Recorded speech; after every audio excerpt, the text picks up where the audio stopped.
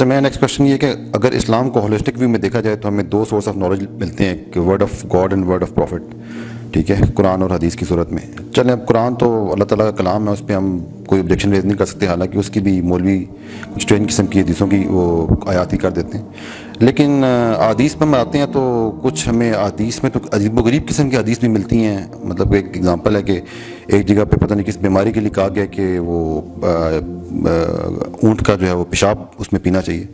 تو یہ تو ہماری عقل اس کو تسلیم نہیں. ہم کیسے ڈیفینڈ کریں جب کہ ہم ہندوؤں کا مذاق اڑاتے ہیں کہ تم جو ہو وہ کاؤ پیس ڈرنکر ہو. ہماری تو اپنے آپ اس طرح کی حدیث آ رہی ہیں. تو اس میں اب کویشچن یہ ہوتا ہے کہ حدیث کی ویلیڈیٹی ایک تو کویشچنیبل ہو جاتی ہے، دوسرا یہ کہ اسلام میں اب ہر چیز کو میں ایز اٹ از ہی مان لیں کہ ہر چیز پہ ایمان لانا ہے ہم نے. آپ کی جو کوشچن کی جو ٹیکنیکلٹی ہے نا، میں اس کو پہلے ایڈریس کر لوں کہ کیا وہ سائنس جو ہے وہ جس کے تھرو حدیث ٹیسٹ ہوتی ہے وہ کیا سینسیبل میٹرز ہیں ہمارے، کیا ویلڈ اور اسٹرانگ میٹرز ہیں؟ تو یس دے آر. جو آپ نے یوز کیا ہے نا آرگیومنٹ کے طور پر جو اینگل کہ وہ عجیب و غریب قسم کی باتیں حدیث میں آ گئی ہیں، تو اس میں دو شاخیں آپ کے سوال کی کہ حدیث میں اونٹنی کے پیشاب کو پینے کے لیے کہا ایک بیماری کے کیس میں، تو وہ آپ کو عجیب و غریب لگ رہی ہے. تو اگر عجیب و غریب is the instrument through which you going to test, تو قرآن پاک کو تو فارغ کریں نا آپ. ٹھیک ہے، پھر تو قرآن پاک میں تو ایسی ایسی عجیب باتیں ہیں کہ آپ سوچ نہیں سکتے. یہ تو بہت نارمل سی بات ہے اونٹنی کا پیشاب پینا. میں آپ کو اس کی طرف آتا ہوں. ابابیل آتے ہیں اور ہاتھیوں کو مار دیتے ہیں، یہ کیا آپ کو طلسماتی کہانی نہیں لگتی؟ ٹھیک ہے، مچھلی کے پیٹ کے اندر سورہ حضرت یونس اتنے دن زندہ رہتے ہیں، یہ آپ کو طلسماتی کہانی نہیں لگتی؟ یہ کیسے ڈیفینڈ کرتے ہیں آپ؟ سمجھیں، عجیب و غریب is not an instrument in the case of this حدیث. اور یہ بہت ہی مشہور حدیث ہے، ہر بندے نے مجھے پکڑا ہوتا ہے، چاہے کینیڈا ہو، چاہے امریکہ ہو، چاہے پاکستان ہو، کہ یہ حدیث کیسے ہے، یہ کتابیں کیسے مان میں پیشاب پلایا ہوتا ہے. یہ وہی لوگ ہیں جو کہ اس وقت دنیا کی نمبر 1 ان دا ٹاپ 10 ہے. ایک وقت میں نمبر 1 ہو گئی تھی. دوائی پریمیرن لیتے تھے آرتھرائٹس کی، ابھی بھی لیتے ہیں دوائی، تو ابھی بھی وہ ٹاپ کی ہے پریمیرن. پریمیرن از پریگننٹ میئرز یورین، اس کو پریمیرن کہتے ہیں. آرتھرائٹس کی سب سے اسٹرانگ دوائی اس کا کوئی چل رہی ہے. دنیا پوری، مسلمان بھی اپنی ماؤں کو بھی وہی کھلا رہے ہیں، بڑھاپے میں کھلائے جاتے ہیں. وہ اس کو گھوڑے کا پیشاب پلاتے ہیں، بہت کوئی مسئلہ نہیں ہے، کیونکہ اس وقت عجیب نہیں لگتی کہ گھوڑے نے کہہ دیا. اور یہ گھوڑے کا پریگننٹ میئر، ایک female horse when it's pregnant has the highest amount of oxytocin and oxytocin is the big healer. وہ اس لیول کی ہیلنگ کرتا ہے کہ وہ اس وقت ہائر سپر آکسیٹوسن ہوتا ہے، وہ چیز پریگننٹ، تو فیمیل کے اندر آکسیٹوسن کی پیک ہوتی ہے جب وہ پریگننسی میں ہوتی ہے. اس کا اس وقت پیشاب لے کے اسے دوائی 9 parts urine to 1 part ammonia اس میں یاد رکھیے. Sorry chemical 9 parts urine to 1 part chemical in Premarin جو فارمولا اس کا پورا کا پورا پیشاب پلا رہے ہیں اس کو ایک گھوڑی کا. تب ہمیں کوئی مسئلہ نہیں کیونکہ اماں کو آرتھرائٹس ہے اور پیچھے کسی جان پیٹر اور جانسن اینڈ جانسن GSK اور whatever your ایبٹ کا سائن لگ گئے. Abbott is okay for us, Bukhari is not okay for us. اسے انسٹرومنٹ کیسے ہمارا خود ہی بیک فائر کرتا ہے. تو یہ پریمیرن is just one case but it is such an amazing case کہ اونٹنی کے پیشاب کے اوپر ان کو بہت مسئلہ تھا، ٹھیک ہے، اور پریمیرن کے اوپر ان کو مسئلہ نہیں ہے. So it is all about the chemistry and the sense. یہ تو اللہ تعالیٰ کے نبی صلی اللہ علیہ وسلم کے معجزوں میں سے ایک معجزہ ہے کہ ہیٹ کو ٹیل کہ کس لیول پہ کون سی بیماری کے اندر کس اس کا انسٹرومنٹ کرو. آپ کو اونٹنی کا پیشاب مسئلہ لگ رہا ہے، شراب سے گندی کوئی چیز نہیں ہے اسلام میں، اور بیماری ہے کہ اس میں شراب بھی الاؤ کر دی گئی ہے، جان بچاتی ہے، سور بھی کھا لو.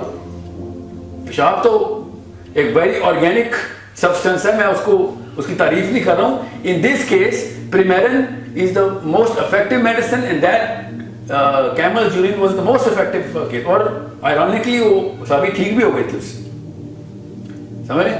سو جو ہم ہندوؤں کہتے ہیں وہ گاؤ ماتا کا پیشاب پیتے ہیں، تو وہ دوائی کے طور پہ نہیں پیتے، وہ برکت کے طور پہ پیتے ہیں. ان کو وہاں سے اصال ثواب ہوتا ہے، وہ اپنی کسی قسم کی جسمانی مرض دور کرنے کے لیے نہیں پی رہے ہوتے، وہ اپنی طرح سے سورگ میں جا رہے ہوتے ہیں وہ پی پی کے.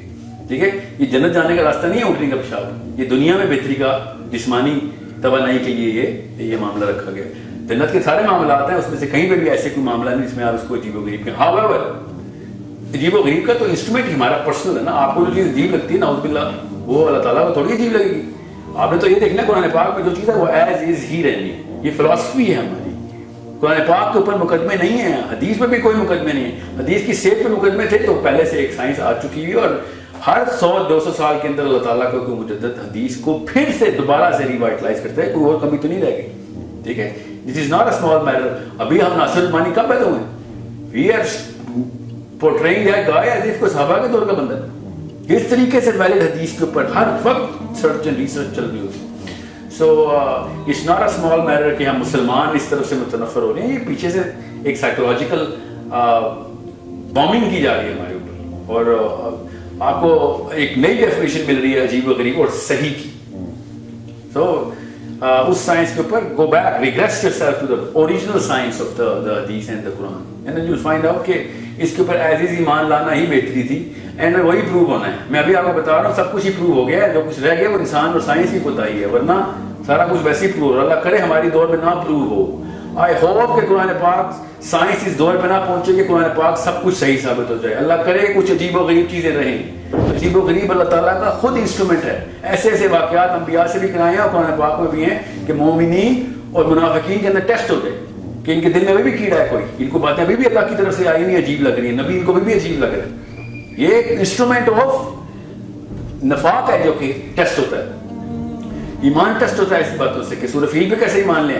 ये तो ये कैसे हो सकता है छोटा छोटा बबी लाया और जाके उसने न्यूक्लियर स्ट्राइक कर दिया हाथियों के ऊपर छोटे छोटे पत्थरों से, ठीक है, या ये ऊँटनी के पेशाब वाली बात। खैर ये तो प्रूव हो गई। मैं क्यों कह रहा हूँ कि अल्लाह करे साइंस प्रूव ना करे।